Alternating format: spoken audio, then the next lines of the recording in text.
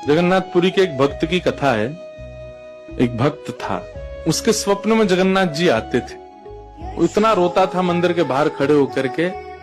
तो ठाकुर जी बोले, तू क्यों रोता है? बोले, आप बस मेरे साथ रहो, मुझे और कुछ नहीं चाहिए, और इस बात का मुझे अनुभव होना चाहिए कि आप मेरे साथ हो। तो भगवान जगन्नाथ जी ने उसको कहा, मैं तेरे साथ हमेशा हूं, और इसका अनुभव तुझे जब करना हो समुद्र की बालू में चलना, और थोड़ी दूर चलने के बाद फिर पीछे देखना, 2 पैरों के निशान तेरे होंगे और तेरे बगल में 2 पैर के निशान मेरे होंगे। उससे तुझे पता चल जाएगा मैं तेरे साथ हूं।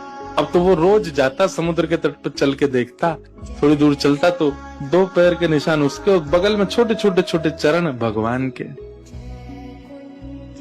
इतना प्रसन्न रहता था। लेकिन ये उसके घर में कोई घटना घटी, माता जी का देहावसन हो गया, बहुत कष्ट में आ गया, इतना पीड़ा में आ गया, रोने लगा, बिलखने लगा। अपनी माँ के जाने के भाव से तुरंत दौड़ करके गया। बोले, मैं मन को शांत करने का एक ही तरीका, पता चले जगन्नाथ जी मेरे साथ। अत्यंत पीड़ा में था। जैसे ही समुद्र के तट पर चल रहा था, रो रहा था बहुत तेज तेज। पीछे मुड़ करके उसने देखा तो 2 ही पैरों के चिन्ह थे। जगन्नाथ मंदिर के बाहर जाकर बोला, मैं समझ गया, मेरी माँ का देहावसन इसलिए हुआ क्योंकि आप मुझे छोड़ के चले गए हो। अब आप मेरे साथ में नहीं हो।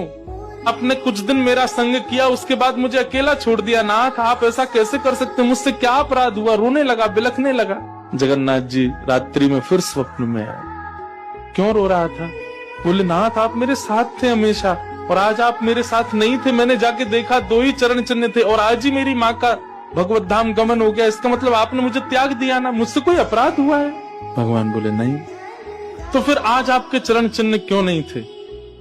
भगवान बोले, कल तक मेरे चरण चिन्ह थे क्योंकि तू भी चल रहा था और मैं भी चल रहा था, परंतु आज तू पीड़ा में आ गया तो तुझे गोद में लेके मैं ही चल रहा था। वो मेरे चरण चिन्ह, तेरे नहीं, वो मैं ही हूं।